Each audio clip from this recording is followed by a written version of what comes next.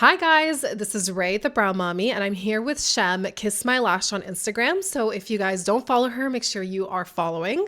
I'm going to tag her or collaborate with her on this post, and I'll have her somewhere, so make sure to follow. Shem, would you like to give us a little bit of background on how you got into lashes, what got you interested in it, and what's your origin story? So my origin story took a while for me to start up, but I always wanted to do lashing since I was 17 years old, but I always delayed it due to fear. And I feel like that's the most common thing for everybody, or like they just make excuses for themselves like, oh, it's not the right time. Yeah. Oh, what if I don't get clients? One of the main things is it's so oversaturated, like I just won't have a chance, which is the biggest misconception ever. It's true. Because I always tell people when you start a business, it's you. 100%. Right? You're branding yourself. It's not 100%. just your service. You can have, like, a service is a plus, but if somebody genuinely enjoys talking to you and genuinely enjoys, like, your character, your personality, that is what's going to keep them coming back. That's where your client retention is coming from. 100%. So for people to think that an industry is oversaturated, which is why they don't want to start something, that is the biggest misconception, because again, you're branding yourself. There's only one of you, and even though there's somebody down the street doing lashes, they're not like you. It's true. It's true. I was even, because I did Gaza Lounge's interview yesterday. Yeah. And she said the exact same thing. She's like, every person has, like, the clients come for the personality, or like they come for lashes, but stay for the personality. Exactly. It's genuinely your client retention. Yeah. Like, people come to you. They come for the vibe. Yeah. It's all about the experience. Like, that's my number one thing whenever 100%. I do anything. It's always about the experience. Like, you want to make sure your client is feeling good. And my goal is to make everybody feel better walking out than they did walking in. 100%. So as long as the vibes are great, that's where your client retention is coming from. So there was always things that were holding me back from starting. But in COVID time, I finally was like, you know what? I have so much free time. I want to do something. The first thing that came to my head was lashing. Yeah. And I never thought it was going to be what it is today. Yeah. I thought it was going to be like a side hustle, something to do for the summer. Yeah. And then I started in 2020. I was lashing like my mom and my aunt beforehand, but it was like never anything serious. You got to practice on somebody. Exactly. And it was kind of like, oh, I've always gotten lashes done, so I want to see what it's going to feel like to do other people's lashes. Because I always thought it was like something easy, like somebody sits down, you just put extensions on them, right? I wish. Which is also the biggest misconception about lashes. It's really not as easy as people think. And one of the biggest things that I found difficult when I was doing it was the fact that you have to use both hands. Yeah. And you have to use them in different ways. Yeah. Like we're so used to using our hands in the same way, if that makes sense. It's true. It's like playing a piano. Like if you're doing two different things, it's exactly your like brain, that. both sides of your brain are activating at the same time. No, I get what you're saying. Yeah. So that was a really big difficulty for me. But yeah, I thought it was easy. So I was lashing my mom, my aunt, and I realized it wasn't that easy. But then in COVID time, I took the course and I drove to London, Ontario for my course because everything was shut down here. Yeah. It was literally everything was shut down. So I had to drive all the way to London. Yeah. And I took my course. I came back. I think I didn't do anything with it for like 3 months. That's always the case. It's always like that. I didn't do anything with it for like 3 months because I didn't know where to start. Right? Because, you take your course and then you're like, okay, now what? But then that's where the trainers come in. I think that's like another gap that we have in the industry is that people are training students and unfortunately they see it as a cash grab because these courses are not cheap. And then there's no support for students afterwards. So like that, I've been lucky in the PMU world. Like my trainers have been so great and they're very responsive to this day. I bother them sometimes and they're very responsive and they're active in my career. It's supposed to be lifetime mentorship because one of the things about starting anything is like you're never learning everything. Like there's always more to learn. You learn more when you start doing it. Exactly. And you learn throughout the process, right? Like actually hands-on work. But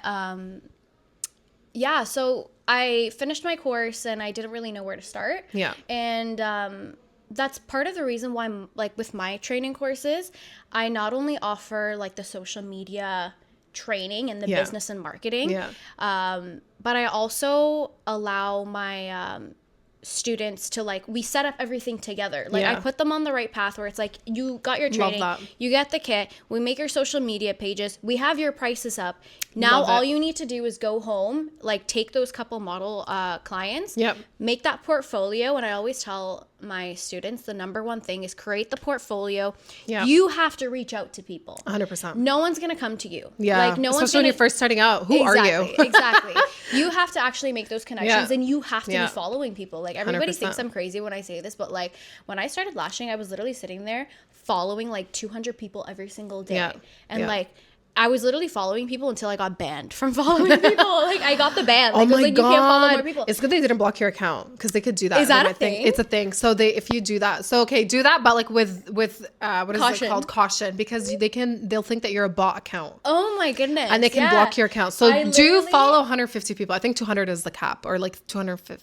I think once like I counted, because I remember hearing it was like 120, but I went over 120. No, I think there is a cap. There is a cap. Oh, there definitely is a cap. I just don't think it's 120. I think it's what you said. It's a bit probably more, 200.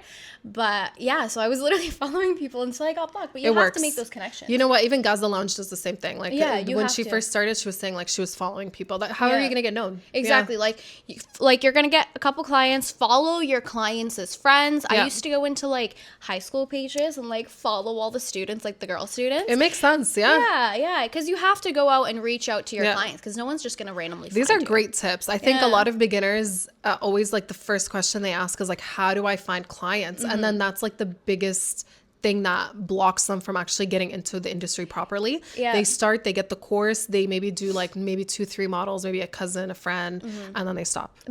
Yeah. You have to make those connections. It takes time and effort. Yeah. And one of the biggest things is don't compare yourself, because you're comparing yourself to somebody on social media that's showing the best part of themselves, by the way. It's the best 100%. Part of themselves, and you're comparing yourself, which is a beginner, to somebody who's probably been in the industry for so long. Yeah. So I think comparison's like one of the worst things you can do to yourself. Like, and that is like tearing yourself down. Like 100%. You're giving me goosebumps, because literally the reason I'm doing this is because we always look on social media and everything. Obviously people post only the best of the best quality work, the best of themselves and their side of the business and their success.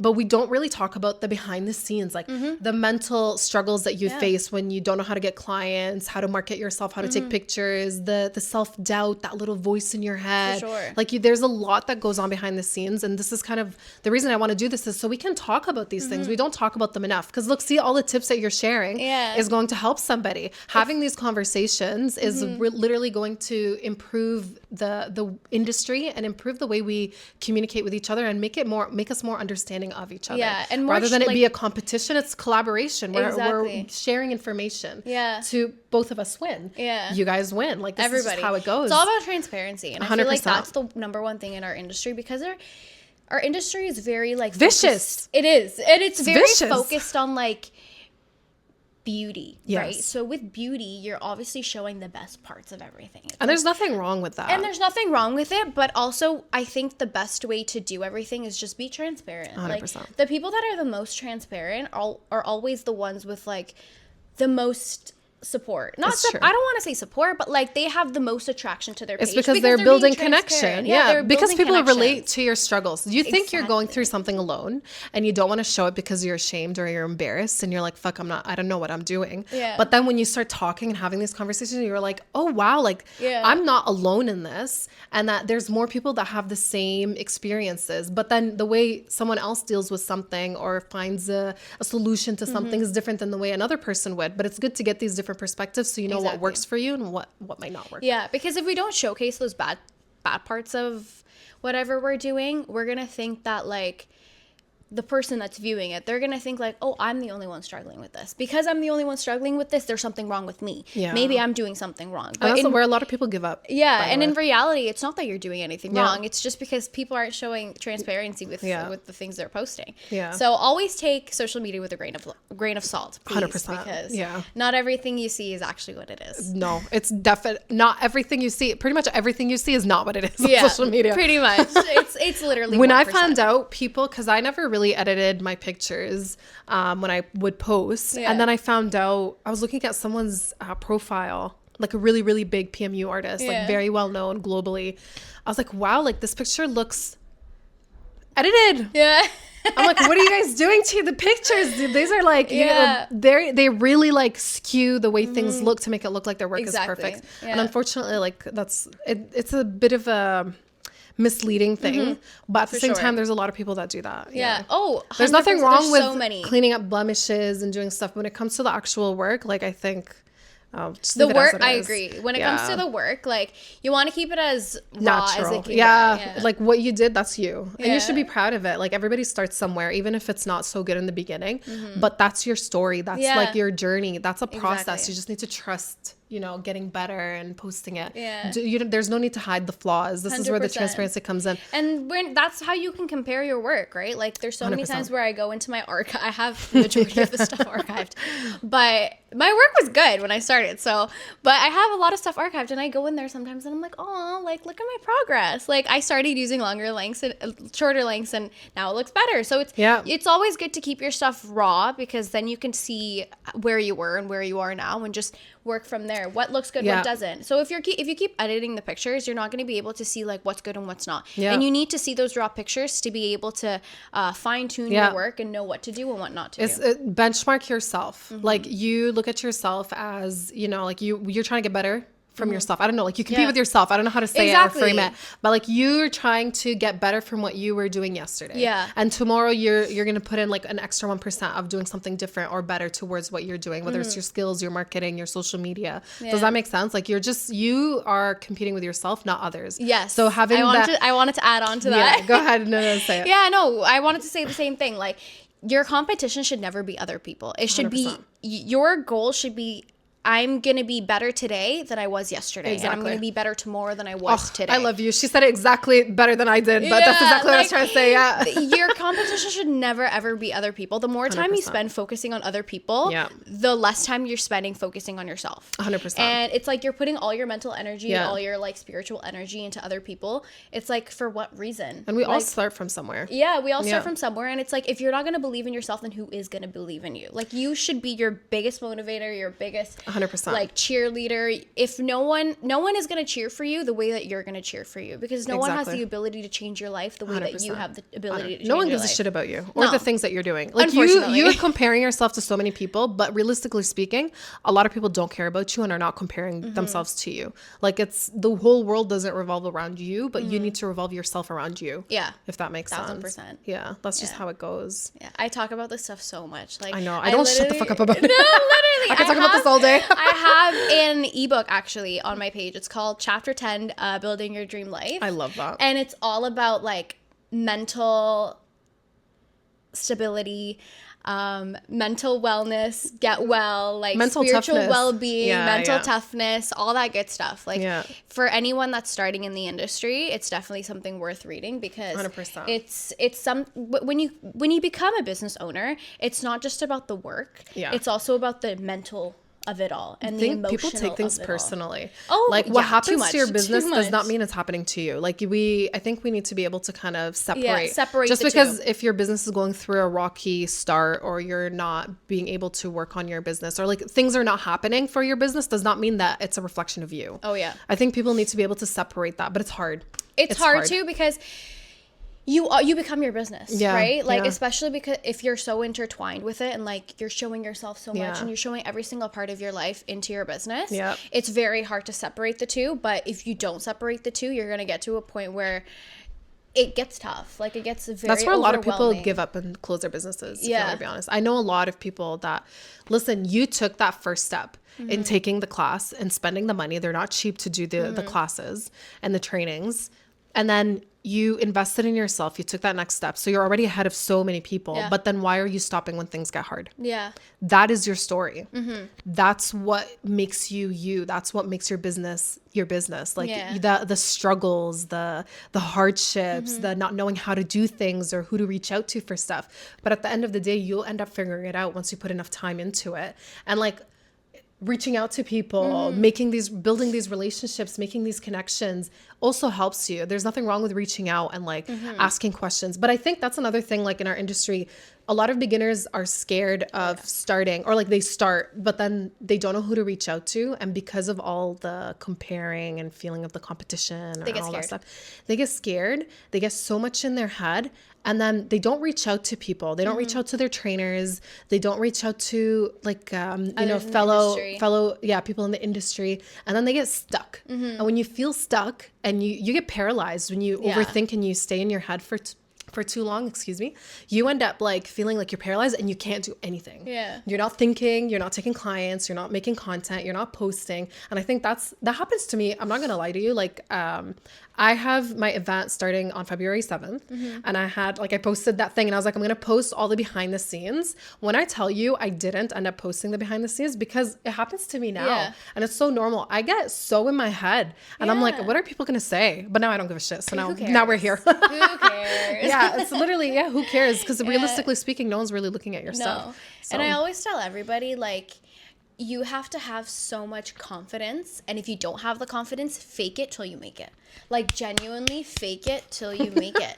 If you think that, oh, I'm not the great, like, I see so many people when they're starting out, they're like, okay, but I'm scared. Like, I'm not the best. And I'm like, put it in your head that you are the best and you will magically become the best. Yeah. Like, that's just how it works. Fake it till you make it. Like, I know it might sound crazy, but legitimately fake it till you make it. It's true. And the more you do and the less you're paralyzed and not doing stuff, the more confident you're going to become. Like, the more clients you do, the better you're going to become, the more confident you become. The more posts you make and the more things that you post, the more, confident you are about your posting, you become more consistent. Exactly. I think what gets people to feel stuck and paralyzed is when they stop doing anything towards their business. What I will say is, if you want to live this life that you have imagined for yourself, you don't just wake up and you're like, okay, I'm going to have this life. No, you have to actually put yourself in a position where, like, you're dressing like that. You're acting like that. You're speaking like that. Like, it's all these small little things. Yeah. And then unconsciously you'll realize that you have become what you wanted to be. And you attract the right people. Yes. Yep. Exactly. Because it's all about attracting the right things and thinking the right things. Like, what you think is what you will become. 100%. And I will say that to the day I die. Like, 100%. What you think, all these thoughts that you're putting in your head is actually what you will become. You have to train yourself to, like, not let a single negative thought thrive in your brain. Like, 100%. if you need to ignore the little voice. Yes, ignore the little voice and reroute it fast. 100%. Like, learn how to reroute it, because once you let that negative voice, like, take over in your head, it will really affect. It does. It will affect your work. It does. It'll affect Been there, your done life. that. It does. Yeah, it can really affect you. Yeah. And like, how bad? The question is, how bad do you want that life you dream of? Yes, I was just you literally took the words out of my head. So going off of that, a lot of people, the reason, I'm going to give everybody a hack right now. The reason why a lot of people don't continue in whatever they're doing is because their why is not strong enough. And I talk about this in my ebook as well. I have a little exercise for it, but you have to sit down with yourself and ask yourself, why am I doing this? It's true. And it's going to be different for everybody. Like, for some people, it's like, oh, I want financial freedom. For some people, it's like, oh, I want to test myself and see how much I can do. For some people, it's, oh, I want to retire my parents. Whatever it is. Whatever time, your freedom, why. Everything. Exactly. Whatever your why might be. So you want to sit down and figure out what your why is. Why are you doing the things that you're doing? Why are you doing this business? If this why, and this also connects to, like, how to overcome things when things get difficult. If this why is not strong enough to keep you going every day, then this is not your why. It's true. 100%. Because every single person does things for a specific reason. So if your why is not strong enough to keep you going, and it's not strong enough to wake you up in the morning and push and, like, really be the best version of yourself that you can be, and, like, have the best business that you can have, then you need to sit down and reevaluate your why. Do you know, sorry, I don't mean to cut you off, but just to add on, like, I love what you're saying. And the reason this is important is because motivation is not enough. No, it's not. It's not enough. Like, you will get pumped up, especially as women, we go through, like, all these cycles when it comes to, like, our luteal phase and then our ovulation. Like, our moods fluctuate a lot. And it can hurt the business when you're, like, when your mood is down, you're not motivated. You're just depending on that to run your business. When realistically speaking, exactly. You're just depending on your current mood and like what you wake up in the morning. Oh, I don't feel like doing this today. I feel tired. I feel this. Like you come up with a million reasons why not to do something versus like why you need to do something. And then what is more important to you? The why and your goal in the future, or how are you feeling right now? Yes. Like you're letting your current situation control your future. Your future, yeah. Isn't that crazy? Yeah. So many people self-sabotage this way. Oh, for sure. And that's why it's like so important to know what your goal is and like why you're doing what you're doing. And if you're what's your why? My why, honestly, it changes every time. And that's so okay. Yeah, that's 100%. So normal. Yeah. I think for me right now, my why is it's not even about financial freedom anymore. Yeah. But it's about like just freedom in life. Yeah. Like to be able to work without having to work. It makes sense. Like, you know what I mean? 100%. Like I've been doing this for so long. I'm like, I want to step down. Yeah. Like, I want to be able to have my job run for itself. 100%. And someone said this to me a couple like weeks ago and it really stuck in my brain. And it was like, you don't have a business if the business can't run without you. 100%. So I think that's my new why right now. It's to be able to have my business run without me. Yeah. I think right now, especially because of COVID, a lot of people were working from home and they realized how much they're missing out from life just by working for money versus making money work for you. Yeah. And I think that woke up a lot of people into thinking like, no, I do not want to live where I'm just working for money until I'm retired. And then even when I'm retired, I don't have enough savings to take care of myself and to do all the things that I dreamed of, like traveling, doing bougie stuff, going on a yacht, going to Dubai. Like there's so many things that you see and that are so attainable in life. You just need to put in a little bit of hard work. But like people don't because they stop at that. They stop, yeah. And I think that's also another misconception. Like everyone thinks like business owners are these people that like can do whatever they want whenever they want. Wish. And like we don't work. Like we work 24/7. Like even when we're not working, we're working. Yeah. I saw a post on Instagram that was like, I quit my 9 to 5 so I can work 24/7. No, because that's legitimately what it is. Like it's a Sunday. It's a Sunday at 1:00 and we're sitting here working. Yeah, like it's the job never stops. But the hustle never stops. Because the why that we're doing things, like it's strong enough to get us out of bed in the morning, to get us to meet people, to talk and have these conversations. My why is I'm trying to get like people in Hamilton, especially within the beauty industry, to be working together. We work so siloed and everybody goes through their own struggles. But if you really think about it, when I have these conversations, we all go through the same shit. The same thing. We all go through the same thing. And then we having these conversations, look how much value you dropped. For sure. Like that's what and it it's is. Like, and going back on what we were saying earlier, it's like we're allowing people to realize that it's not just them that's stuck in this. Like everybody goes through it. It's so 100%. Normal. And with social media being a thing, like we only see the best of people. So and we're in this together. Yeah, we're in this together. This is a team effort, I feel like. Yeah, for sure. Anyone that's like, no, I'm in this alone, like just stop. Like I don't like that stuff. I don't like people. The competition is crazy. The industry standard is very, very, like the bar is so low. Yeah. And I think I was saying this to Gaza Lounge yesterday. I was saying like, we ride so hard for our clients. I want my clients to be confident. I want them to feel empowered. I want them to feel the best version of themselves when they walk out my door. Exactly what you were saying earlier. But why can't we do that for each other? For each other, right? Why not? Yeah. It's so sad. It's really sad. And I really hope that I think slowly people are realizing that. Yeah, they are. And the people that are with that same mindset are working together to kind of eliminate that vibe that's in the It's true. And then there's things like I was telling, what is it called? Gaza Lounge, like we need to collaborate, not compete. Yeah. We all have the same services, but Hamilton's a big city. Yeah. And there's enough clients to go around for everybody. Yes. Oh, for sure. Yeah. Like we should be making content together. We should be boosting each other. We should be promoting each other. We need to be there for each other. Yeah. Like we are women. Why is it that a woman's worst enemy is another woman? Like, come on.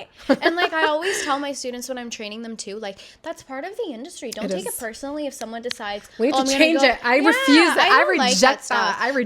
If my client decides to go somewhere else, I'm like, that's completely fine. That's just how it works. Yeah. Like with the beauty industry, you're gonna have people come and go, and that's completely fine. Don't take things personally. Your client is not owned by you. Yeah. Like, please get that out of your head. Yeah. If your client decides to go somewhere else, that is completely fine. Like, I don't like that vibe where it's like, oh, you cheated on me. Like, that's not a thing. That's not a thing. Like, I have a lot to say about that, but we'll just leave it at this. Like, if somebody decides to go somewhere else, because there's nothing wrong with that. There's nothing wrong with that. Like, what works for me works for me. What works for you might be different, and that's completely okay. Like, we were talking about that yesterday. We need to be like competition.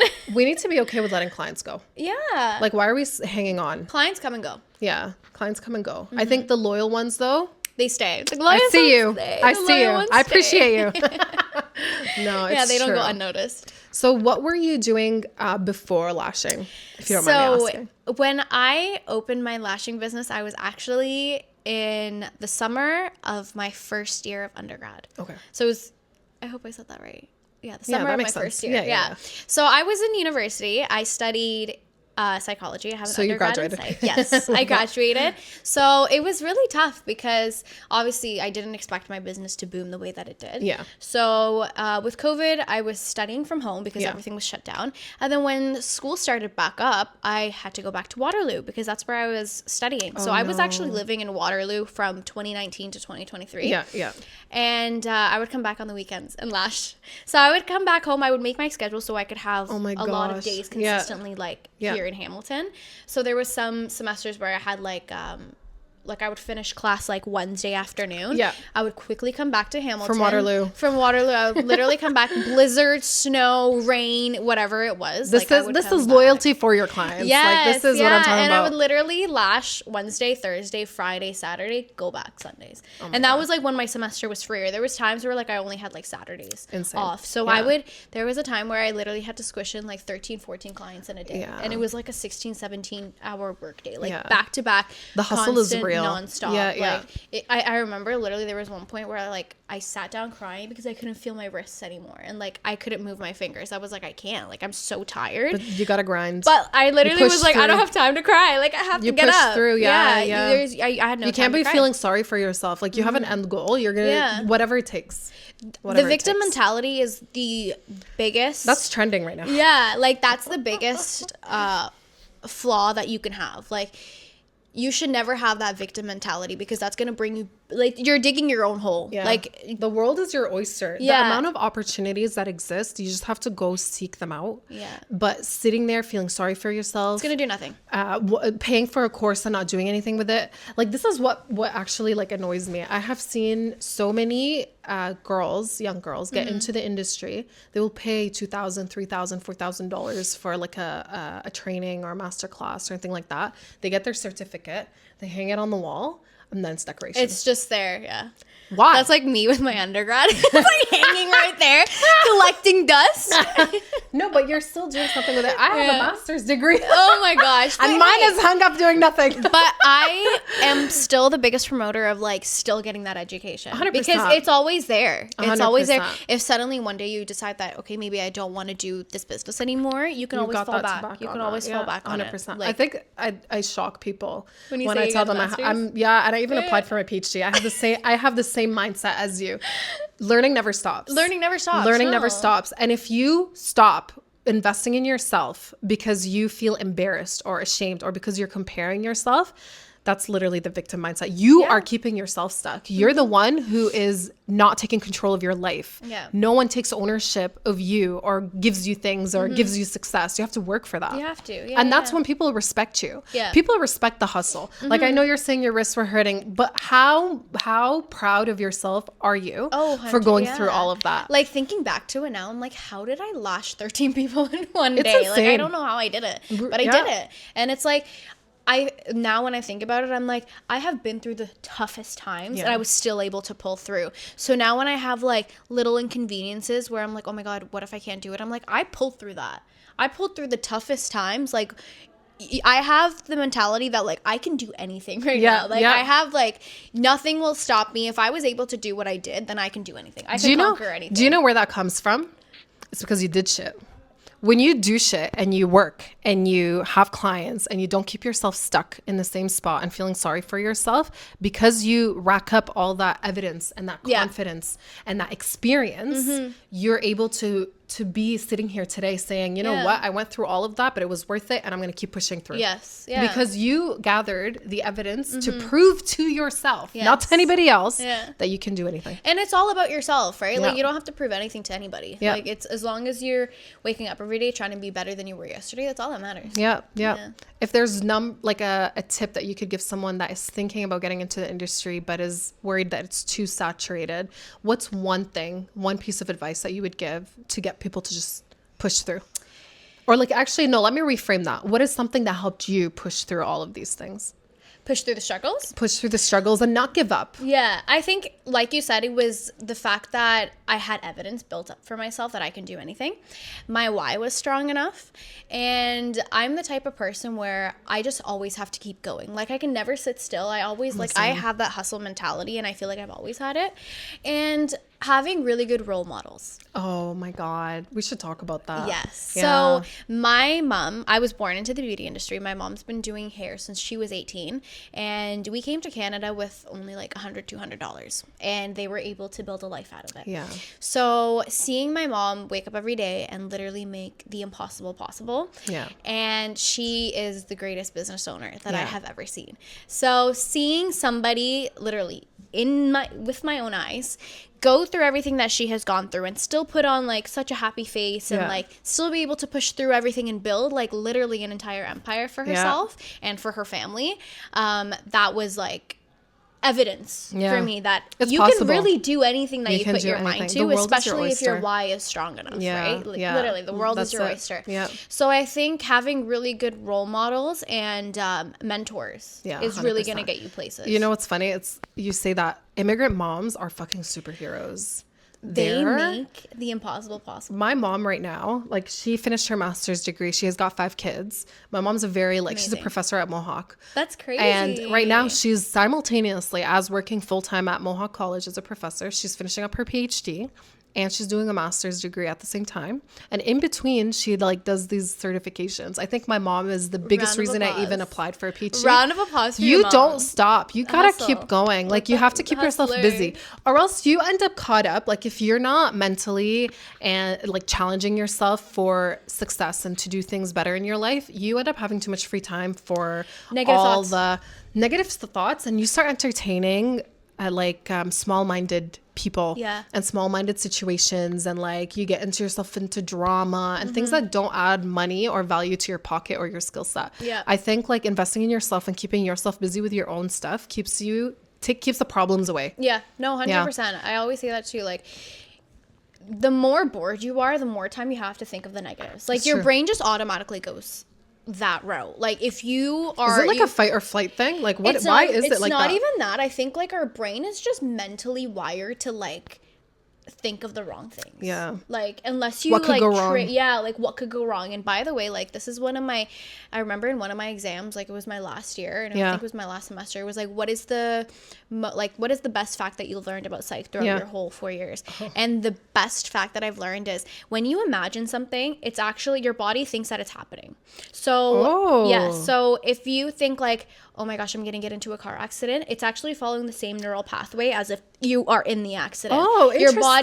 Your body and your brain does not know the difference between reality and like what you're thinking. A delusion or like an imagination. It doesn't know the difference. So if you're thinking negatively, you're actually releasing the same hormones as if that thing is happening.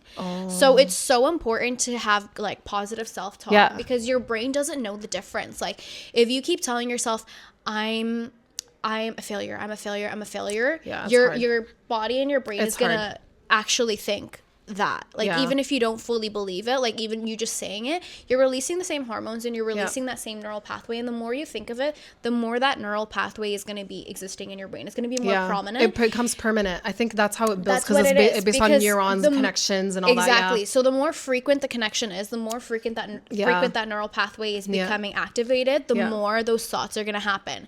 So if you are in a position where you keep having these negative self-thoughts, you have to train yourself to reroute your brain, because the more negative self-thoughts you have, the more activated that neural pathway is, and the more you're going to have more negative thoughts. It's just it's like a circle. It's like a reoccurring process. Do you know where I want to take this? This is kind of not related to beauty industry, but related. What about the people who grew up and they didn't have that support or the role models that we did.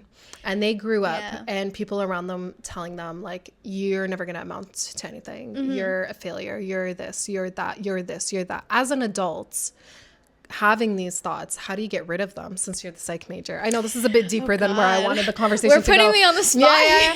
But like, it's the thing is, I think that's where a lot of the fear people have when they want to get into this industry. They have a lot of like emotional baggage from their childhood from this, but then they take that next step, they take the course, they want to start, but then all those thoughts and all the things that people have said about them come rushing back, and that's what discourages people. So like, what do you do to overcome that? It's more of a personal battle. It is for sure. And I think for situations like that, you really, it's a mental warfare, because you're in this mentality, but then your external environment is telling you otherwise. But in those situations, you really have to pull through and just keep thinking of your why and where you want to be in life. And you can't take shit from anyone. Like, I think that's the number one thing. Take control of yourself. Take control of yourself. And your emotions. If you are sick and tired of being in this life, and if you don't make changes about it, then you were going to stay in that position. So if you truly do not want to be in this environment anymore, and if you truly do not want to be living within this like mentality, then you are the only person that is able to control that and to get yourself out of that. And it goes back to the why. It goes back to the why for sure. And I think it could be different for a lot of people, because with that situation, it ranges in so many different ways. But generally speaking, if you are sick and tired of something, you are the only person that is able to pull yourself out of it.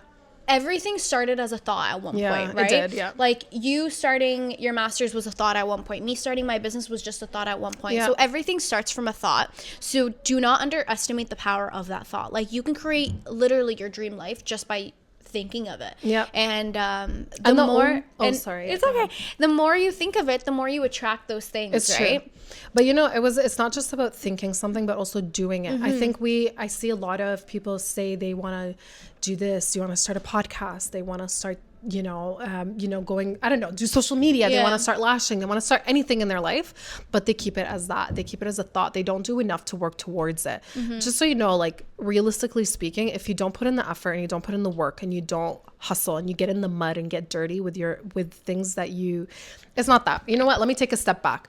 The thought is there and the goal is there. How are you going to get there? People don't think about the how, and they don't think about the journey or the process. And then once things get hard, people stop. And it's not because they're lazy, they're anything like that, but they let these thoughts keep coming to them, and they get paralyzed and they stop doing stuff. But the more things you do and the more shit you get done. Sorry, I cuss a lot.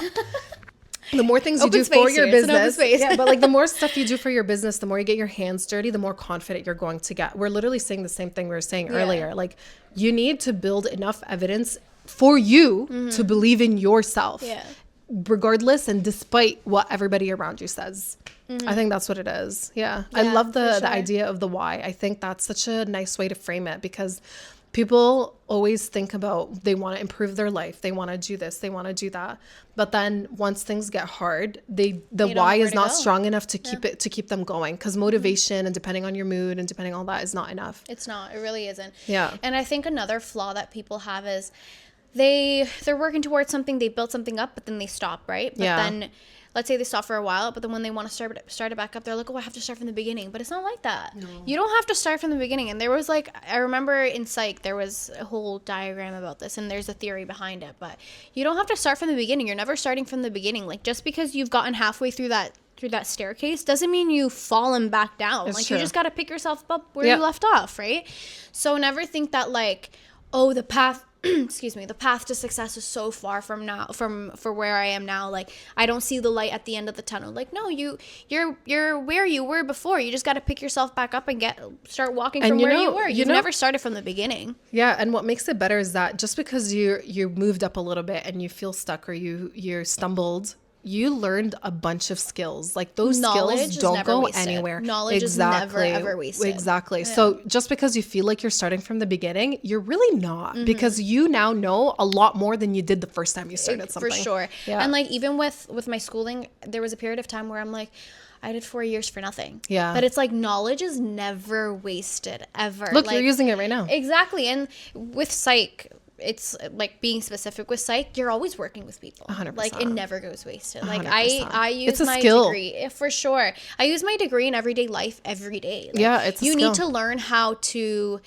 like talk to people, yeah. how to like you need to know how to respond to people, like what are those nonverbal actions meaning, yeah. what are they signifying, like how should I respond to that. Like I think yeah. working with having knowledge in how to work with people is yeah. such an important part of business. Being in this industry. Yeah. Yeah. Especially like since any business, and like especially service-based businesses where you're working with clients, like it's important to have. For sure. Yeah. I think it's very important to have that like knowledge of people and like how do brains work and how do people think. Yeah. It's fun. I love doing it. I have definitely met a bunch of different personalities over the 4 or 5 years that I've been in this now. Yeah. And it's never boring. It's never, like there's always something, and it's always fun. And even on the days where I get down about stuff or like business is slow, you know what? Like having that, you really appreciate the lows and you appreciate the highs, because the lows teach you and humble you.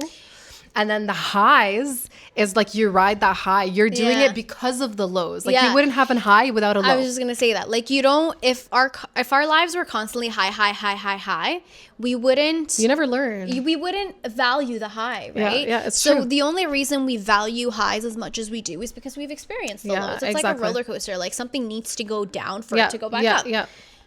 It's a humbling experience. It definitely is. For sure. I enjoy it. I think now, like the trajectory of where I want to take this series and where I want to take my business is I want it to be more for the people. Yeah. Because like we don't have that community. And as much as we like to pretend like we have that community, how many networking events did I go to last year where everything is so performative? Yeah. And I hate that. I like to make connections, and I want to make deep connections. Yes. At the end of the day, like people and having these networks and these relationships, that is long lasting, and that lasts a lifetime. Yeah. But thinking about competition and thinking about how you can one up another person, or thinking about like making more money, or so old school. That mentality. Guys, like there's enough to go around for everybody. I swear.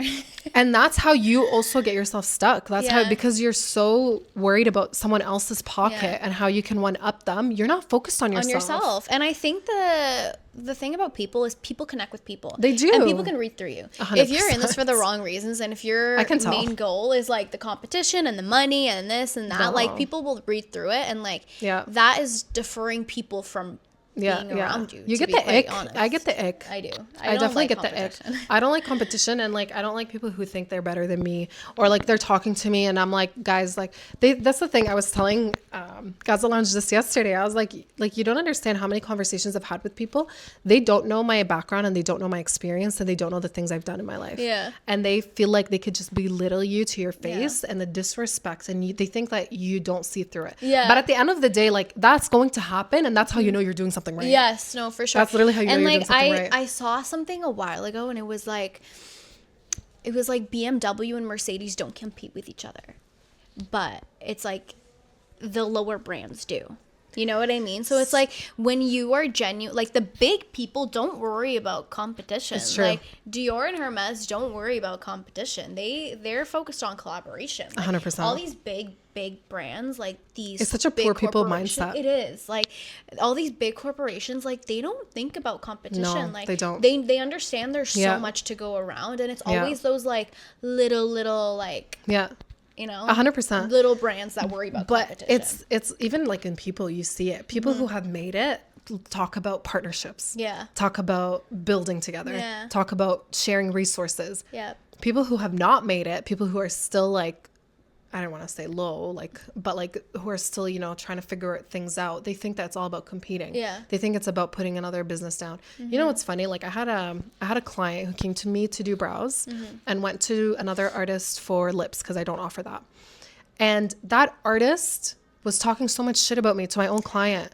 And my client came back to me and was like, I defended you, girl. Yeah. I love you. I love your work. And I'm like, do people not, like, why are we bashing each other to clients? And that's the thing. Like, did you really, like, regardless of clients or not, like, do people, the beauty industry in Hamilton, I'm going to be specific to Hamilton, is so small. Like, we all know each other. We follow each other. Like, do you really think that you saying something is not going to come back to me? Like, it does. Like, word travels. And And my clients love me. Like, the fact that she picked up the phone, she was like, Ray, I just need you to know this bee is saying blah, blah, blah, blah, blah. And I'm like, listen, it's okay. Like, I'm not upset. Yeah. I know my work and I know what I'm worth, and I love and I thank you for speaking up and not letting her talk her shit. I appreciate that. It's just sad that this is what our industry is about. And that goes back to like being confident. Like if you are confident in your work and you're confident in what you do, you don't care. It's literally like you take it as a grain of salt and you're like, I know who I am. I know what my work is. And like, regardless of what people say, like it doesn't affect me. It really doesn't. It didn't. But it's funny. It just becomes funny. It's just sad. I'm like, wow, like our industry is so... I find it like funny. I'm like, the fact that you even had the mental energy to like even curate so you like me like that. It's like fans. It's so funny to me. Like I'm like, it's true because it's like one-sided. It is one-sided. 100%. It's crazy. I think it's all the old heads that are in the beauty industry that are more vicious. I feel like us young people that are I feel like we're thinking of the same people. But it's fine. We're gonna shade everybody here. We're holding everybody accountable. The tea. We are. We're 2026 is about 2026 is about holding people accountable. We need to change the industry. If you're gonna say something, like, don't be afraid to say it to my face. I was saying that to Stephanie on my way here. I'm like, Stephanie, my husband was telling me, you should be careful what you say, this, that, and the other. I was like, baby, I don't say anything that I'm not afraid to say to the person's face. 100%. And I will probably say it to the person's face before I say it to anybody else. I am so blunt and so straightforward, but I really hope, and people get like turned off by it, like they get the ick, but at the same time, I'm blunt and I don't sugarcoat things. I expect the same energy back. Oh, for sure. I need you to be blunt with me. I would rather you be honest with me than sugarcoat things or beat around the bush and then go talk shit about me to somebody, to fucking Becky down the street. Like, why? Just come talk to me to my face and I'll be like, you know what? I understand where you're coming from. People get so defensive and offended and territorial and competitive for what? What's the reason? And if I did something you don't like, bro, pick up the phone. Be like, bitch, pull up. Yeah, literally say it to me. Like, there's nothing wrong with that. If anything, I'll take that as feedback and I'll be like, okay, you know what? I hear you. I understand why you felt that way, 1, 2, and 3. Let me see how I can take that back and improve. And like, I think it just like results in like miscommunication. Like if somebody has a problem with something and then like, you know, that word comes back to you and you're like, where did that come from? Where is miscommunication is fast. Like I was just talking to you yesterday and you were fine. And then people don't talk to each other. No, they don't. They end up like, everybody assumes stuff and then it's the same problem, but everyone has different perspectives and you're all assuming things about each other. And because we're not talking to each other, because you're not honest with me or you're blunt with me or you're telling me how it is, you're gonna not like me anymore. And that's where that competition comes from. I think that's why people like don't like each other. I don't know, but we need to change that. I think people are too sensitive and don't want to talk about things, but that's how things get worse. And you know what else I think it is? I think some people will see something that somebody has and they're like, oh, I want it, and they start envying and like jealousy comes in. Envy's the worst. It's so bad. Like the number one thing is like, if you will not get anything if you are not grateful for what you have. 100%. And I always say, like, you don't know what that person went through to get that. Oh, 100%. Right? Like, you don't know what that person went through. You don't even, you just see the social media or like the perfect you stuff. See the perfect side the things of it. that people like, want you to see. You don't even know what this person had to go through. Like something that I can think of like is like, oh, this person has so much money, but how did they get that money? They like, fucking busted their ass for it. Yeah, and not just that, but like, I don't know. What's one thing? Like, no, I get what you're saying. Because I don't want to get too like too specific. Too specific here. We don't want you to know who we're talking about, but you get the idea. Yeah. But it's like, what is something that you feel like, if you don't mind sharing, like any story, that you really struggled with in your business? Anything that it could be anything, like anything that you really felt like you overcame and you're proud of overcoming that struggle. I think for me at this point in my business, one thing that I really struggled with was like, I got to a point where I was really burnt out and I wasn't enjoying what I was doing. And partially that was because I was not respecting my own boundaries of my work. It happens a lot, actually. Where you just kind of let clients like disrespect walk all over you. Yeah. And it really was starting to make me not like what I was doing. And then the moment I was kind of like very strict with my boundaries, and I remember I like updated my policies and I like posted and I was like, that's it. Like my commitment to myself is to kind of respect myself and my business a little bit more. And I think one thing that I would really want everybody to understand is like, this is our livelihood. Yeah. Like you can't just like miss an appointment and be like, whatever. Yeah. Like imagine going into work and your boss is just like, I don't feel like paying you today. I don't want to pay you the full amount. Sorry. Yeah, it's okay. Just make sure we're still recording. Okay. You're still recording? Okay. I was literally thinking the same thing the whole time. Like, I hope we're still recording. Yeah. But, like, imagine just going into work one day and your boss is like, I don't feel like paying you today. And you're just going to have to deal with it. You know, I think the hardest part when you get into this industry is the clients and the competition, the other beauty fellow coworkers or colleagues, I guess I'll call you guys. Like they also put you down and then your clients make it worse. And I think having strong boundaries, I went through the same. I went through the same thing. I had a client. I do ombre powder brows. That was what I started with. And an ombre means like you have a soft front. Yeah. I had a client yell at me. For a soft front? For a darker front. Oh, okay. And like I was like, what the heck? But it was only because I was too nice. Yeah. And I guess she felt like I was a pushover. And I'm like, okay. Ever since that experience, I have not let a single thing. Like, guys, we are professionals in the industry. We know what we're talking about. We know what we're doing. And the worst part about it is that she didn't tell me until after we were done. Oh my God. But usually when clients tell me what they want from the beginning, if it's something that doesn't align with my values and it doesn't, I literally give them their deposit back and I say, thank you for coming to me and I appreciate it, but this is something that I'm not comfortable doing, because at the end of the day, my stuff is permanent. You're gonna walk around and people are gonna ask you who did your eyebrows. It's gonna be me, a reflection of you. And then if you say it's me and it's actually bad and it's not pretty or not nice, then that's my reputation on the line. And that just goes back to like, you're truly in it for the artistry of it. You know what I mean? Like you're not in there for the money, because no, you're not. It's like if you were in there for the money, you'd just be like, I don't care. Like, come, I'll take your money, I'll do whatever. And even if you're happy, if you're not happy, I don't care. It's not. Right? But it's not about the money at all. I genuinely enjoy doing what I do, but it's like clients that do that. Yeah, I think it's really important. Like, if I could give anybody in the beauty industry one tip, and if you're going through the same thing, like I promise you, put those boundaries and like stick to them and be stick to your policies. Stick to your policies, stick to your boundaries. Like I even have trouble with it. Like honestly, I'm over here especially talking. If I like the client. or like a long time client. Like I just always feel bad. But I think it's really important to stick to your policies, 100%. stick to like have those boundaries, because you don't want to let people walk all over you. And the ones that are in it for the right reasons will always stick around. It's true. Yeah. It's true. And when you have that self-respect and you're putting those boundaries in place, people will respect you. People will respect you more. It's true. Like people definitely respect you a lot more once you're like setting the tone. Yeah. And you're firm in a nice way. And I don't even mean it's never anything personal. It's like, not. It's not. I'm protecting my livelihood. Personal. I'm protecting my business. And I'm protecting me and you. Yeah. Like, and like my brand, right? Like at the end of the day, like it's nothing vicious, it's nothing personal, but it's just, I'm sure everybody can relate to it. Yeah. But just imagine going into work one day and your boss is like, I don't feel like paying you. Or like, it's like, I want you to work on your lunch break. Like, it's little stuff like that. Like, just be a little bit more considerate. And this is not targeted to anybody, please. It's not. This is nothing personal. It's not. We see a lot of clients. Like, we see a lot of clients. It's definitely not targeted towards somebody, but it's just like, it's a shared experience that a lot of us in the beauty world face. And, it's crazy. Yeah. Like, I had a client once, like, cancel on me, like, 5 times. I had a client. I had to tell her not to come. She booked with me. She was supposed to do a touch-up. Yeah. On the same day, she canceled. And you guys, like, you work out of the basement, which is great. So you don't have a lot of overhead. I rent. And I like, it's not, I don't also just depend on my clients, but at the same time, like I have overhead to pay for. And then I calculate, like a lot of businesses will calculate how many clients they have, and like there's how much they're making, and we're budgeting. Yeah. And there's a lot of expenses.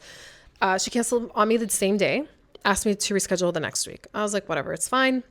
And I'm very lenient. Like you're talking about like sticking to your policies. And I still don't. Really. Yeah. I mean, as much as we say like, oh, we're going to do it. Like it's always hard. It's always hard. Because I understand like things come up. Yeah. You know what I mean? Like, and that's what happened with her. Something came up and I was like, listen, girl, you don't have to explain anything to me. We'll move your appointment. We're good. I moved her appointment. Same day, but I did let her know. I'm like, but like, just so you know, this is just the one time. Usually you need to let me know 72 hours in advance. Same day she cancels on me. Yeah. Second time. I'm telling you, 5 times in a row. And then the third time, Third time, the same day she canceled on me. And then I told her, I was like, you know what? It's fine. I'll move you again. It's okay. So you moved her 3 times? I moved her 3 times. You know what I did? The third time, same day she canceled on me, I was so over it. I was like, hey, like, it was supposed to be a free touch-up. Okay? So I told her, I was like, hey, I'm really sorry. My time is valuable. I can't have gaps between my schedule. Like, and especially since you're a free touch-up, just come get it done and go home. I told her, I was like, I'm gonna have to charge you for the 4th time you come in. Yeah. She literally was like, you know what, I'm gonna go to somebody else, and then blocked me. Okay. I was like, okay, you saved me the headache. Yeah. Yeah, like whatever, bye. But it's just like so much disrespect to my time. So much like they feel like she feels like, I guess because she owns my time. I have to serve her. Yes. Whatever she wants happens. Yeah. But unfortunately, like, guys, we're human. I have things to do. Yeah. I have a daughter I want to get home to. Like, if I can bump up my clients and you tell me ahead of time I'm going to finish earlier, I'd actually be happy about it. I'd be like, you know what, great. I'll get to my daughter earlier. Yeah. You know, like, it's not easy. Yeah. I feel like that's also another thing, like, and I'm not blaming anybody. Maybe it's just like something that people do unconsciously. But remember that like your beauty service providers are also human. They also have a life. Yeah, like we have a life. We got things to do. People to see. Yeah, like we're not just robots. And like I've had so many people being like, I can come at like 11 p.m. I'm like, I don't work at 11 p.m. Like, I can't. Like, I physically cannot be doing that. Like, and guys, if you are doing that and you're in the beauty industry, whether it's lashing brows, stop setting that as a standard. Like, I think we do a bad job. Like, because it's our own businesses and we care so much about our clients, we break our own policies so much that a lot of the clients assume that other beauty estheticians are also going to do the same thing. Yeah, for sure. And it's like, if I'm not gonna lie, there's been days where I'm like, a client messages me and they're like, hey, like the only time I can come in is at this time, can you please take me? And it's like, they're a long time client, like, and I have a lot of clients that come from Toronto too, so it's like, if they're coming from a far place, I'm like, you know what, we're flexible. Yeah, like, honestly, I'm so flexible. This is the thing, if I can do it, I do it. Like, trust me, if I can do it, I do it. Just be nice and like think of me as a human and like don't demand. Don't, like, we're not evil. I'm not gonna come after you. Be nice to me. Literally, just talk to me with some respect, and I promise you, whatever you want will happen. Yeah, no, literally. Like, and that's the same. That goes to clients and fellow coworkers, colleagues. I don't even know what to say, but like fellow beauty estheticians, like it is so. Life is hard enough. Yeah. Why are we making it harder for each other? Yeah. For what reason? It's really. It's harder to be mean than it is to be nice. So it's like, some people, I feel like it comes naturally though. Some people, I'm like, how is she so vicious? Oh my God. Like genuinely, like it's harder to be. So the video got cut off, unfortunately, and we moved on to a whole different topic. And I think we're just going to talk about the topic that we were talking about. We were talking about like networking events and like wasting our time and all these things. How do you feel about 2025, and how do you did you meet your goals going to these networking events? Did you like get anything out of it of value? Honestly, rather than just like meeting new people and like seeing new faces, there wasn't much value to the events that I went to. I think, how would you change that? I think, what do you think would be needed? Cut the music, cut the dancing. Yeah. Like, it needs to be like, it needs to be professional. It needs to be an actual networking event. Yeah. Where we're sitting there and talking to people and building something. Yes. And I'm tired of going to these networking events where we are maybe sitting down and having these conversations, and like we were talking about like the specific event. And then we walked out of there and nothing happens. Yeah. Everybody was hyped up and in the moment, like they want to do stuff, and we had ideas flowing. Everyone was like super, super hype. Yeah. And then nothing. And I get it, like things can probably happen, and like, you know, you get busy and like you put it on the back burner, but I think that could also be like people might have different goals. But could it be like people are just afraid because of how vicious our industry is, that they don't want to collaborate, and because of that competing spirit? There's nothing wrong with competition in a positive light. Like I said, bigger industries, bigger brands, they compete, but they share information and they're open about the stuff with each other. You know what else I think it is? I think it's going back to like the first point that we kind of made about like people being afraid. I feel like people aren't afraid to collaborate. They're afraid that the collaboration won't be successful. that makes sense. Yeah. Like when it everyone comes has to, big egos. Is that what you mean? Like kind of. People are very prideful of their work. Yeah. They don't know how to take feedback. They don't know how to. Not even that, but I feel like, for example, like if people are gonna make an event, I feel like a lot of people will be like, oh, this event isn't gonna be that successful, so I'm just not gonna go. And it's like that ego being like, oh, this person can't plan an event, so I'm not gonna go. It's true. You know People what I mean? do think that way. People do think that way. Unfortunately, though, like the best thing to do is try.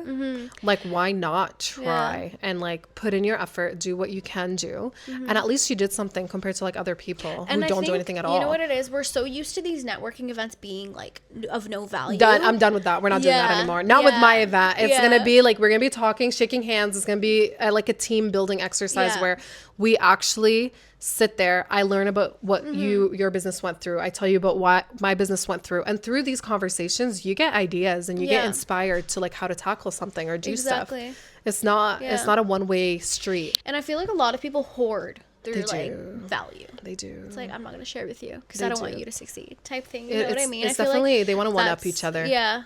Which goes back to the vibe I got. Which goes back to the competition. It goes back to what you were saying in the beginning, I guess. Yeah. Everything is tied together. Yeah. Like I'm shaking my head. It's so disappointing. I really hope we can kind of make a change. I hope so. Like the thing is, other people's success is like a reflection of your success is what I think. Like if I'm gonna give you something of value and like it works for you, then that just shows like, oh my gosh, like what I was saying is actually like true. Like that makes me successful. Like if I give you something of value and it actually works for you, like that just shows that I am successful. It gives you authority. Yeah, like it's nothing to hoard. It's nothing to hoard. It's like collaboration should be so good. And it shows that you know what the fuck you're talking about. Exactly. Yeah. Yeah, I think it's time to leave that mentality behind. I'm done. So that's all 2025. That's all we'll talk. Yeah, and like it's so important to have networking events that are actually based on networking and not just like dancing, singing, partying. I love those though. And it's completely, I was just gonna say, it's completely okay to have those, but just don't call it a networking event. Yeah, I think networking events should definitely be exactly what you're talking about. Where you're just singing and dancing. I think it's because like us Middle Easterns love that. Yeah. Like we love. I said the same thing too. We love to party. I was saying the same thing, but it's just like, let's not call it. I think my phone gave up on me. The second time. I know. It's because I've been filming a lot. Yeah, I don't blame you. A lot lately. The thing is, like, even if you don't film a lot, I feel like when we're in the beauty industry, we have client pictures, client videos, content, clips of content. Everything. There's so much ideas that you screenshot and you're like, I'm gonna do this, and then maybe like, not do editing apps. Those everything. It's a combination of everything. And then it's a lot. But like a whole separate phone. We left off talking about the different kinds of events. Yes. And I think we were saying that it's important to have both the dancing, the singing, the girls' night out because it gets you to de-stress. You know, it helps alleviate that burnout feeling and the stress of running a business, and it's great to find clients, but then there's also the networking events that you need to actually have where you're talking to people, building relationships and collaborating. So like we were saying, it's not bad to have one or the other, but having a mix of both is very important. 100%. And the parties are good for finding clients. Meanwhile, the networking events are good for building your brand and building your business. That's true. And you know what's funny actually about that? We were talking about like how there's a need and a craving for people in the industry to kind of connect and collaborate because that's something we don't have and there's that gap. But you know what we didn't say? There's also a gap that people in Hamilton in general, not business owners, but like regular women are also wanting to have these fun events where they can go dancing, drinking, eating. Like they just want to also feel alive. That's why it's so important to have those two different types of events. For sure, because you get everybody coming out to those. Like, when it comes to networking events, it's usually like business owners. But what about the people that want to see what happens? Maybe they want to have their own business, but they just kind of don't know what it's like. 100%. So there should be events for them too, where it's like these people are interested in what you're talking about, but they're just not in that position. Do you know? But you shouldn't hold back and be like, oh no, it's like exclusives only. 100%. Like it should never be like that, right? So 100%. It's important to have both sides where it's like, even if you are not a business owner, you could still attend a business event. Just 100%. Don't call it a networking event. 100%. So I agree. I agree 1,000%. And you know what I was just about to say, like that's why I have my free master classes. I'm gonna kick them off for this year. But I did free master classes for people that are interested in getting into the industry but don't want to drop 2-3K on like a training. I didn't know that. And they don't know if this is something that they want to get into. That's awesome. I did a brow lamination masterclass. Wait, I did see this. Yeah. Yes, I've seen I this. did a brow mapping masterclass. Yeah. I did like 3 or 4. I can't remember what else I did. I think I did maybe brow laminations twice. And it's a service that literally is so easy that it's not even worth me charging people to train them. To just like come out for like 2-3 hours. Let me show you how to do this. Obviously, it's not as extensive as like a paid masterclass. But it's something, right? But it's something, and it gets you to try it to see if you like it. Because why are we dropping like $300-$400? Because brow laminations is such an easy service. I don't think it costs more than that to train people. But just come out. Try it. Why are you spending so much money? Like, that's another thing with my students. Whenever I get like inquiries for training, I'm always sitting down with them and I'm like, are you sure this is what you want to do? Like, I do not sugarcoat it. I'm like, it will be hard. Like, it's not going to be something that you just finish tomorrow and you're like, oh, I'm going to get money. I had somebody actually inquire and they were telling me that their family's going through a like tough time and, you know, they wanted something that would allow them to make some money. And I was so straight and honest with them. I was like, listen, I'm not going to sit here and lie to you and make you drop so much money and then you be in debt and then you don't have clients. And on top of all that, like, you have this situation with your family. Like, I will not be able to sleep at night. People go into the industry having the expectation that they're going to have so many clients lined up. Tomorrow. It's like, I finished the training. I'm done. Tomorrow I wake up and I have, like, so many clients and I'm making so much money. Do you know you need free models so you can have pictures of your work so you can practice to see, because you're not going to be good at it. For sure, when you start, you're going to be trash. And I think so that's you what need to holds people practice. back. Having those high expectations. Yes, having high expectations. And it's like, it's gonna take a while. Like, it'll take at least 1 year for you to really perfect your work. Not even perfect, but like for your work to be good. It will take a year. And like, I always say, the only difference between you and somebody else that's taken that course, the difference between you and somebody that's actually good at what they're doing is the fact that they practiced more. They had time. Yeah. They didn't have, it's not necessarily they had time. They made time. They made time. They made time. And they trusted the process. I think you really need to be patient. I'm going to be honest. I've been honest so far, so might as well keep it going. When I got into it, I thought I was gonna have clients, and I thought I was gonna be like the best of the best when I first started. I actually got into it with those expectations. When I tell you how fast I was humbled. How fast. I was literally within the first month, I was like, wow, I'm first of all not good at what I'm doing. I'm doing free models and I'm botching brows. And I really need to just sit there and practice on latex. Like, I need to just get my shit together. It's really about practice. And because I got humbled so quickly, I literally dropped my expectations so fast. I switched it. I was like, you know what? Let me just focus on my skills now.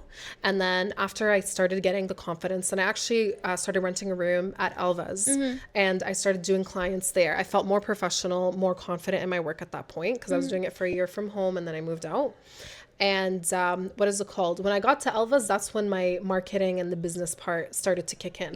So don't think you're going to be able to get clients quickly. You're going to know how to market yourself. You're going to know how to take pictures. I didn't know how to do any of that. It's a learning process, and you do it in stages. You don't try to do everything at once. Oh, you'll get burnt out so fast. That's how you get burnt out so fast. And because it gets so overwhelming, because learning the skill, there's so much. One thing, there's so much to go with that. Like, first of all, like, in my case, like, you're learning different kinds of needles, you're learning technique, you're learning depth, pressure, and it's tattooing. So it's permanent. It's permanent.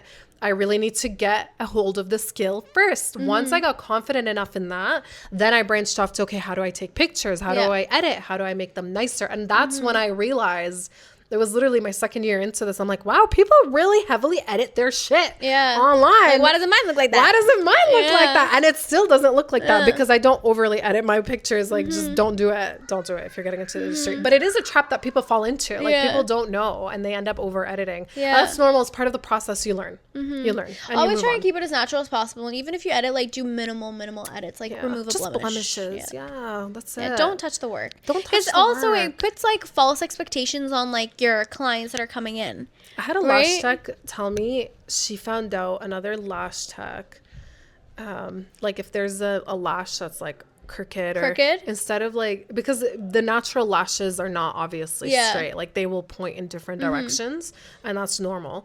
they like remove them on Photoshop. Yeah. I mean, at that point, just don't even post it. Yeah. Don't even post it. If you have something like that, just don't even post it. It's fine. Yeah. And or don't put a lash on a crooked lash. Yeah. Like a crooked natural lash. I don't know. Like it's all about your work. It all comes down to like angling. 100%. Yeah. Like 100%. even if a natural lash is crooked, if you angle it the right way, it'll be straight. Yeah, I think that's what I want to do this year, like for free master classes, how to take pictures, how to edit pictures that they're not overly edited, important. What apps to use. Yeah. I think that's another roadblock that beginners face. Like they just don't know what to turn to, but it's all part of the process, and it's all part of your training. You need to enjoy it.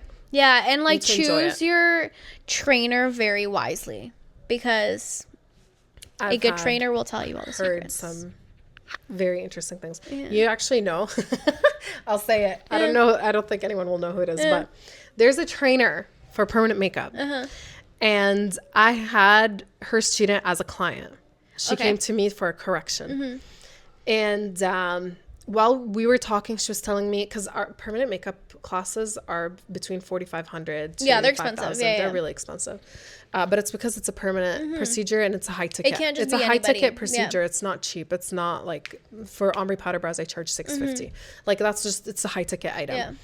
Yeah. But she came to me, she said, I paid $4,500 and I'm still paying because I did installments and I didn't learn anything. And I'm really, really scared of taking on a model. Like, I don't know how I'm going to do it. You know what I said to her? I'm like, girl, fuck your money. Fuck everything. Because she was asking me if she could train with me. I'm like, you already know everything. She trained you the basics. I was asking her questions. Like, I kind of vetted, like, where she is at her knowledge. Just come to me for a day. Get a free model and do her in front of me and I'll just mentor you and I'll walk you through it. And don't pay me. That's so sweet. Literally, don't pay me. Just come learn. I genuinely don't care about all of that. I really want people to love what they do, to go into it and learn. That's why I'm saying too many people, like, goes back to you saying like, be careful who your trainer is, because you have trainers that will make it or break it. That whole experience.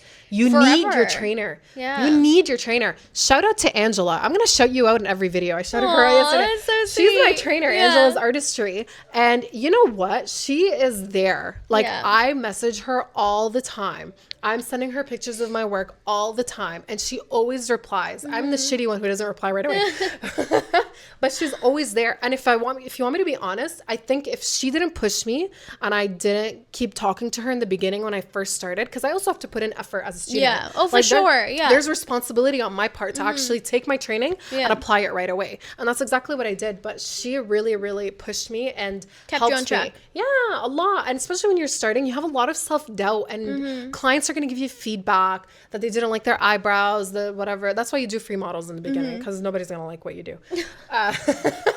It's true. Yeah. And what is it called? I would tell her what the clients are saying, and she'd be like, girl, like, you're on it. Just keep going. Just keep going. Just keep going. And because she was there cheerleading me to keep going, I kept going. And I literally would not be where I am today if I didn't have that support. Yeah, it's so important to have a good trainer, because one bad experience will defer you from continuing for the rest of your life. Like 100%. I've had people who took trainings and they're like, oh no, I didn't like it. And I was... It's not. Have you applied it? Yeah, and it's like you didn't like it because of the experience. Yeah, right. It's not because of the actual like the value of the course, and it's not because of the actual like job itself. It's because you didn't have a good experience. It's after the fact. Yeah, because learning goes so much. So like, oh, I can't even talk. It goes past just you coming for 3 days or 2 days or whatever, however long. Knowledge, your education never stops. Like even us, like 5 years into what we're doing, we still, we still have to touch up our work and like because the industry is always growing and like it's changing. Everything's always changing. New techniques are coming in. Things are. You have to make sure it's that a dynamic environment we're in. You're keeping up with the industry standards. Learning never stops. Never. Just because you did a course doesn't mean that's it. I know everything I know. Did you know? Actually, I was watching a video that said if you learn something or read a book, actually it was about books. When you read a book, if you read the book and you just close it and you leave it and you walk away and don't apply anything from the book, you forget what the fuck you just read. Yeah. You will forget it so quick. Oh, for sure. Because there's so much knowledge going into your brain at all times. Exactly. And the book is so extensive. Like they put a lot of details in whatever book you're reading. But if you take that book, whether it's a self-help book or a marketing book or a business book, and you make notes and like, okay, so these are the different things that this book is suggesting. I'm going to go and apply them. Yeah. And when you apply something, as soon as you learn it, as soon as you get the information, literally the next day, within the first 24 hours, you retain so much information right away. And you have to be consistent with it. You can't just like write the things and say, okay, I'm going to do 1, 2, and 3, and then don't start, or like do it for like a week and then you give up. Like you can't. When I first did my training, like this also extends to training. When I first did my training, do you know how I did my training one weekend. I already had models booked for the next weekend. That's how it should be. And I would have like 2 models a day. Yeah, because it's every still Saturday fresh. And Sunday. It's because still fresh. The information is fresh and you can apply it right away. And I think I want to give myself a pat on the back too, and just recognize that I was able to kind of just get into it and not think about it too much. The longer you sit not using the information you learn, the longer you make excuses. The more excuses that you make, and the more you start thinking to yourself, oh, that was a shitty training. Yeah. She didn't train me anything. Yeah. But there's also like onus on you as a student to take what you learned and actually apply it. If you don't apply it and you start blaming the training, it's not the training, it's you. Like I have met people that have taken trainings and I literally don't let clients or anybody talk shit about another beauty esthetician. Oh, I don't like that. I don't like that. But like I've had people say things about like another trainer, another thing. And the first thing I ask them is, did you apply what you learned? And it's always no. Yeah. I'm like, okay, so it's not the training, it's you. Yeah. No, for sure. I'm so blunt with it. So blunt with it. It's not the training, it's you. If you don't do anything with it, then you didn't, like, how are you going to learn? And especially in our industry, it's all hands on. If you don't do it with a client and you don't practice and you don't get that in, you're never going to retain it and you're never going to know it. And you're always going to feel not confident enough to take a client. Oh, for sure. You need to just start and keep going. Once you start, keep going. Yeah. Regardless and despite of everything that's happening around you and you're like mentally. That's when we were saying like ignore that little voice. Yeah, just ignore the little voice and just be confident in your work. You know who you are and fake it till you make it. Fake it till you make it, baby. I live by that. I literally, when I got promoted at work, my manager was asking me, or like the guy who was interviewing me was like, do you know how to do this? Do you know how to do that? Do you know how to do this? And I literally told him, I was like, I don't know how to do anything, but I will learn and I can make it happen. And he was like, but like, how are you going to make it happen? I'm like, fake it till you make it, baby. Fake it till you make it. And he loved that. You know, they literally hired me for a position that I technically did not have the experience for because I have the endurance and the ability to learn. I want to learn and I will put in the time and the effort for it. And that's just how I am. And if I say something, I do it. I mean it. Yeah. And those with that drive to learn will often do the job better. 100%. To be honest, because you have that drive to do 100%. It, right? Give me time and I'll figure anything out. Yeah. And having that positive mindset, I think, helps me a lot. That's another thing. Like I do get in my dark place and I do get like I overthink a lot and I have that little shitty nagging voice that talks a lot.